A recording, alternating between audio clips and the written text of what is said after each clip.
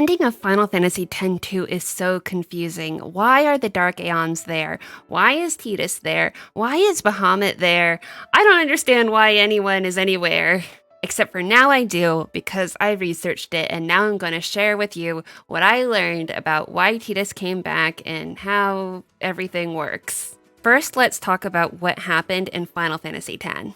In Final Fantasy X, there is something called the Fayth. And the Fayth are neither alive nor dead. They are essentially spirits or sponsors that give their lives to be this magical stone that can be drawn upon by summoners. The Fayth are essentially like servers. They don't really do anything, but they represent memories. But along with the Fayth, or with a server, you need something to draw upon those memories, and that's where summoners come in. Summoners are able to take those memories and make them physical entities in the world. The cool thing about Fayth, though, is that it's not limited to just monsters or summons like Aeons. They can be buildings, they can be people, they could be objects, they can be essentially anything. So 1,000 years ago, Zanarkand was going to be destroyed in the war by Bavel.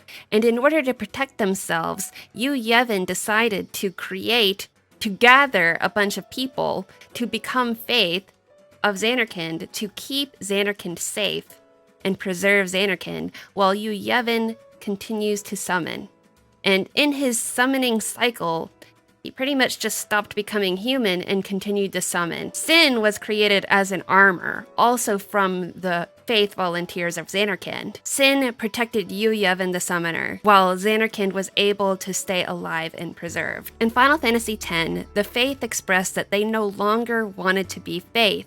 They wanted to retire, go to the far plane, and have their spirits relax. Yuna and her guardians finally gave that to them when she defeated Sin and Yu Yevon. When she defeated Yu Yevon, Fayth essentially decided that they no longer needed to be summoned by anything, and so they were all able to go to the far plane, turning all of the Fayth that are magical stones into dead stones. In Final Fantasy X, we learn that Tidus is a dream of the Fayth, which means that he lived in a form in Zanarkand 1,000 years ago and is perpetually being remembered by a Fayth. When Yu Yevon was defeated and was no longer summoning Tidus, Tidus disappeared, thus beginning Yuna's quest to re-find him in Final Fantasy X-2. So when I said that the Fayth were relaxing and vacationing in the far plane, it's actually true. The way Tidus comes back, Yuna actually stumbles across Bahamut in the far plane. This is because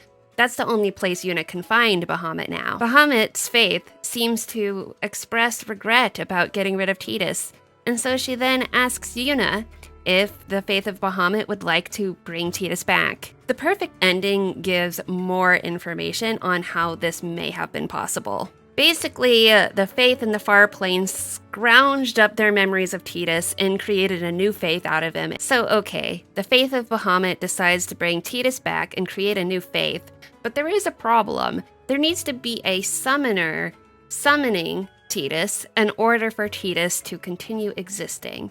And also Tidus needs to be perpetually summoned constantly. And I don't think Final Fantasy X or Final Fantasy X-2 answers this question directly. But in the perfect ending of Final Fantasy X-2, Tidus asks Yuna if he would cherish her forever. Yuna asks if the Fayth told him that, and he said no, they didn't. But we know from Final Fantasy X that the Fayth of Bahamut is able to influence Tidus' thoughts without him even knowing it. So when Tidus says that they should cherish each other forever, it kind of means that they should cherish each other forever. It seems like more of a mandate. It is kind of implied that Yuna is a summoner of Tidus, and that Yuna, without even knowing it, is perpetually summoning Tidus. But how can Yuna be summoning something without even knowing that she's doing it? Well, you can kind of say that Final Fantasy X-2 has expanded the world from Final Fantasy X. We know that someone like Shu Yin can have really strong emotions and can do things like possess possess dark aeons. Because Yuna feels so strongly about Tidus, she's probably able to summon him. This creates a new conflict that may then go into the novelization of Final Fantasy X 2.5, or even into Final Fantasy X 3 if that ever happens. It may sound a bit convoluted, it may sound a little bit confusing. I think that's because it is. Square Enix also doesn't come out and say exactly how it is, but they are pretty much just saying, yeah, it happened. I kind of see the sequel to Final Fantasy X-2 a little bit like Star Wars. When they continue to add on to it, they create more lore and it makes the world even more confusing. And at that point, if you want to just keep your sanity, you just have to go along with it. Like Shuyin being a shadow and having all of those insanely strong abilities have nothing to do with Final Fantasy X. The concept of that was never introduced. But Final Fantasy X-2 has sequelitis. Basically, they raise the stakes and they add new mechanics and they kind of muddy things up even more, and that's just a part of being a sequel. Anyway, I would love it if you shared your thoughts on this. Please leave a comment, that would be a lot of fun, and I will definitely respond to you. Also, if you like this video, I stream 2 days a week, Wednesday and Friday. I would love it if you join me in one of my streams on YouTube. Definitely subscribe if you haven't done that already. And yeah, I will catch you in the next one. I'm thinking of doing some Final Fantasy XIV content soon, so let me know if that's something that you are looking for or looking forward to, because, you know, it's been Final Fantasy X-2 so far. Maybe Final Fantasy X content if you're interested. Let me know all of the stuff. I'm interested in hearing from you, hearing anything from you. I love your comments, and I love